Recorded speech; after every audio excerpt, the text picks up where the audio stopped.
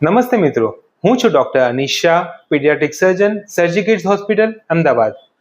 આજે આપણે વાત કરીશું બાળકોમાં સર્જરી અંગેના કેટલાક સામાન્ય ભ્રમ અને હકીકતો વિશે. નંબર 1, બાળકો મોટા થાય તેમ હર્નિયા આપોઆપ ઠીક થઈ જાય છે. પણ હકીકત એ છે કે બાળકોમાં હર્નિયા પોતે જાતે ક્યારેય ઠીક થતું નથી. તે ફસાઈ પણ શકે છે, જે ખતરનાક હોય છે.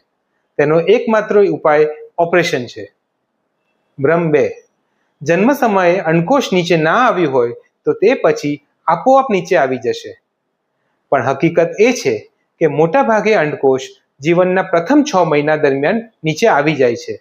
જો ના આવે તો 6 થી 12 મહિના પછી સર્જરી કરવી જરૂરી બને છે, જેથી ભવિષ્યમાં પ્રજનન ક્ષમતા એટલે કે ફર્ટિલિટી બચી શકે અને કેન્સરનો જોખમ ઓછું થાય.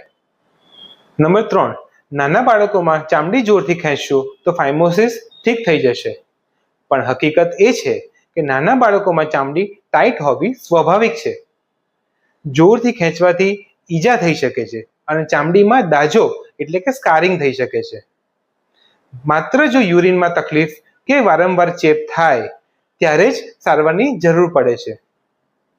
નંબર 4, બાળકના પેટનો દુખાવો હંમેશા ખોરાક કે ગેસના કારણે જ હોય છે, એપેન્ડિસાઇટિસના કારણે નહીં. પણ હકીકત એ છે કે બાળકોમાં એપેન્ડિસાઇટિસ ખૂબ જ સામાન્ય છે અને તાત્કાલિક સારવારની જરૂર પડે છે. વિલંબ થવાથી એપેન્ડિક્સ અંદર ફાટી જાય છે, જે ગંભીર ચેપ ફેલાઈ શકે છે. નંબર 5, સર્જરી પછી મોટા દાગ રહી જશે અને બાળકને સાજા થવામાં અઠવાડિયા લાગી જશે. પણ હકીકત એ છે કે આધુનિક પીડિયાટ્રિક અને લેપ્રોસ્કોપિક સર્જરીમાં દાગ બહુ નાના રહે છે, દુખાવો ઓછો હોય છે અને બાળકો થોડા જ દિવસોમાં ફરી નોર્મલ થઈ જાય છે. તો મિત્રો, આ બધા વિશ્વાસ માત્ર ભ્રમ છે.